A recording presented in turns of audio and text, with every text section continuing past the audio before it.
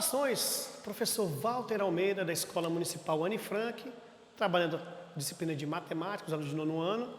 E agora nós vamos ver um pouquinho da aplicação das relações métricas no triângulo retângulo, como disse na última aula, né? De antemão, eu já quero deixar uma perguntinha para vocês. Por que será que na matemática estuda-se tantos triângulos? Já parou para pensar sobre isso?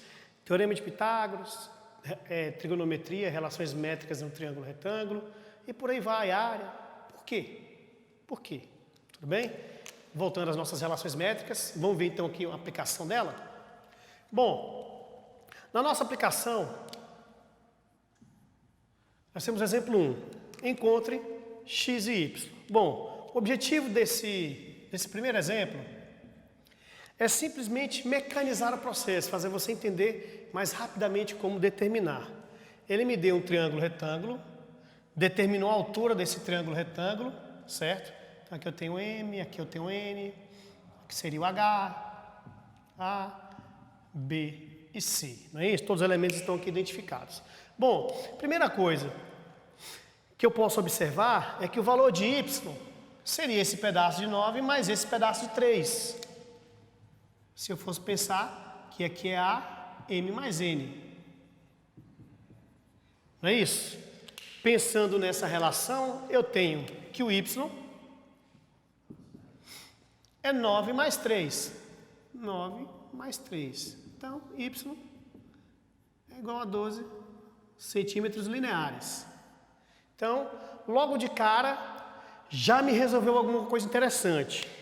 Então, eu vou só extrair essas informações daqui para não ficar tão poluída a imagem para vocês. Bom, percebam o seguinte.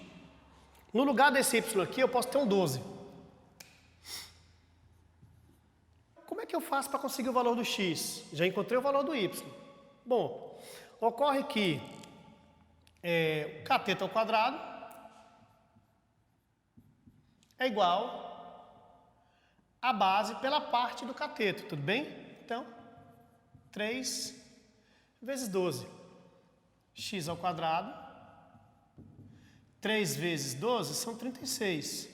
O que é potência passa em forma de raiz, mais ou menos a raiz quadrada de 36, e nós temos que vale mais ou menos 6. A única observação que eu preciso fazer ainda é a seguinte. Num problema que envolve geometria, e é esse o caso, as mídias negativas elas não são consideradas, tudo bem? É impossível. Seria impossível você ter, dentro de um triângulo, uma reta com medida de menos 6 centímetros. Não se admite medidas negativas dentro de geometria. Ok? Só para deixar mais claro aqui, nós temos o B. O 12 é o A. E o 3 é o N. Naquelas anotações que a gente fez. Então essa foi a relação que nós aplicamos, só para deixar mais claro, tudo bem? Bom, o meu segundo exemplo, ele já demanda uma interpretação, mas eu vou ler ele primeiro. Quando eu tiver um problema matemático, como eu já disse a vocês, o primeiro passo seria anotar as informações matemáticas. Num triângulo retângulo, a hipotenusa mede 10 centímetros, então eu já sei que a minha hipotenusa mede 10. Um dos catetos mede 8. O que ele vai me pedir? A medida da altura relativa à hipotenusa e a área. Então vamos lá. Eu tenho o meu triângulo retângulo. A minha hipotenusa são 10 centímetros, ok? Um dos catetos mede 8, então um dos catetos mede 8, poderia ser esse ou esse, posso anotar de forma aleatória, ok? Nessas condições, determine a altura relativa à hipotenusa. Então ele quer saber quanto tem essa altura. Bom, a primeira coisa que eu vou pedir a vocês, se eu tenho uma hipotenusa, pensando no triângulo grande, vamos apagar isso aqui e vamos deixar só o triângulo grande, por enquanto, tudo bem? Primeira coisa que eu quero chamar a atenção de vocês, se eu tenho hipotenusa e um cateto, eu posso achar o outro cateto, correto? Então vamos chamar aqui de x. Então 10 ao quadrado seria 8 ao quadrado mais x ao quadrado. 8 ao quadrado são 100.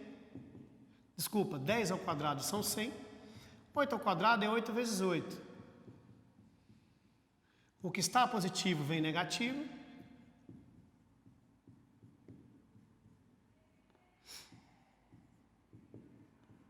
Bom, aqui eu chamo a atenção de vocês para o seguinte, só recapitulando. Hipotenusa vale 10 ao quadrado, o cateto vale 8, o terceiro eu chamei de x. 10 ao quadrado são 100, 8 ao quadrado 64. O que está positivo veio negativo.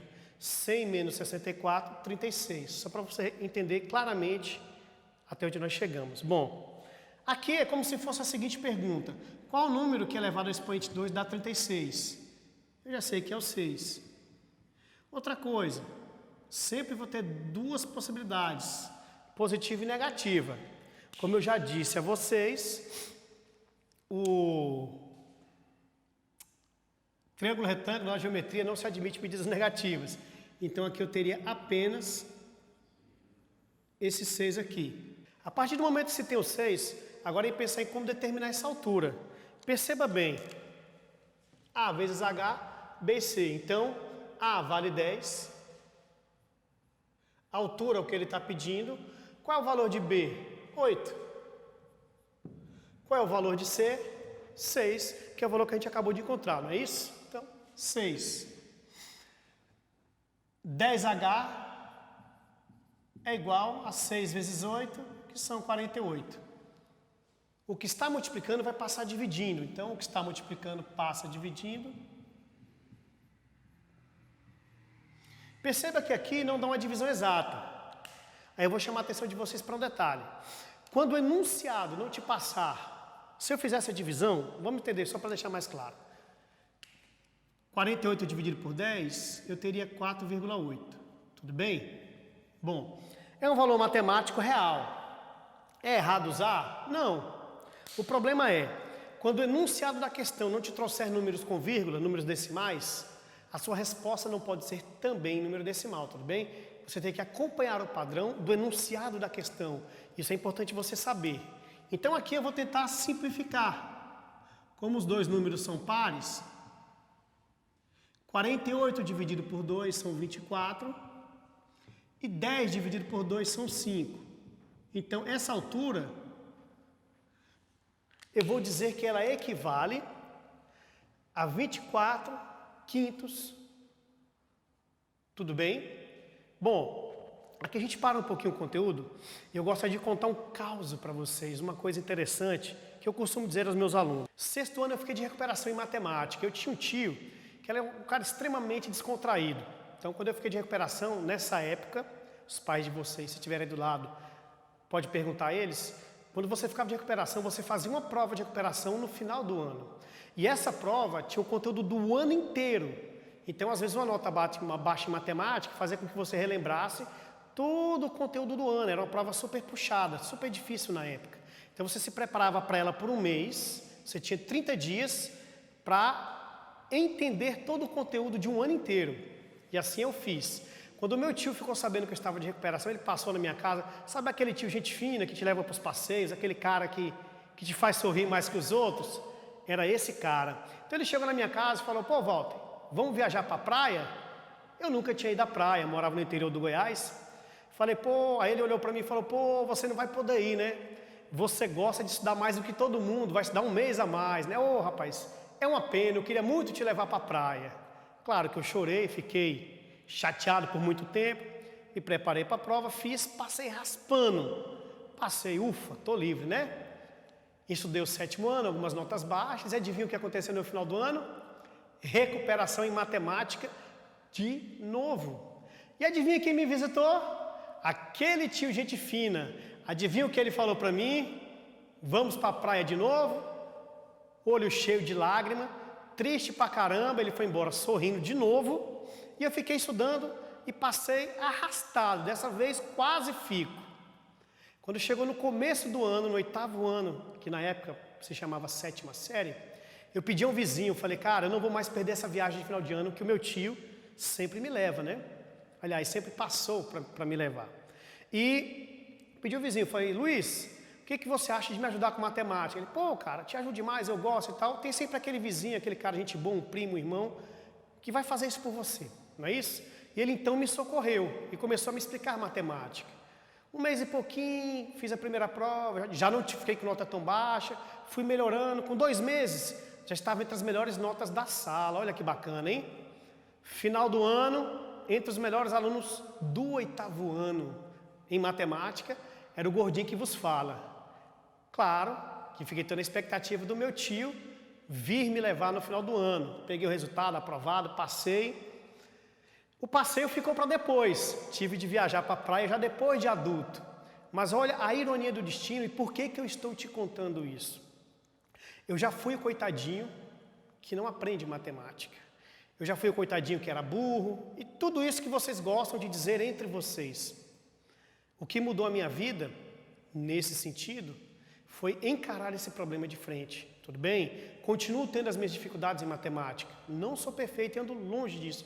Muito longe disso. Mas eu aprendi uma coisa, diante disso tudo, ter um tio que descontraído é bacana, às vezes passa raiva na gente, mas a lição que ele me deixou foi muito valorosa, não é isso? Eu estudava para viajar e hoje, parte do pão que o meu filho come vem exatamente da matemática, ok? Então eu quero deixar esse recado para você que jura que não dá conta. Se você se esforçar, se você acreditar em você mesmo e suar, certamente amanhã você poderá ser o melhor professor de matemática da rede, muito melhor do que eu, muito melhor do que vários outros colegas que já são melhores que eu. Certamente você poderá ser o melhor engenheiro do Tocantins ou do nosso país, e por que não? Tem uma coisa na sua cabeça como certa, só tem uma coisa que te separa do sucesso, é você mesmo, ok? Não depende de mim e não depende do teu professor de sala de aula. Depende mais de você. Todos nós podemos contribuir para o seu crescimento. Mas o sucesso ou não, ele vai ser sempre seu. Ok? Com isso eu me despeço e espero que estejam todos bem. Até a próxima aula.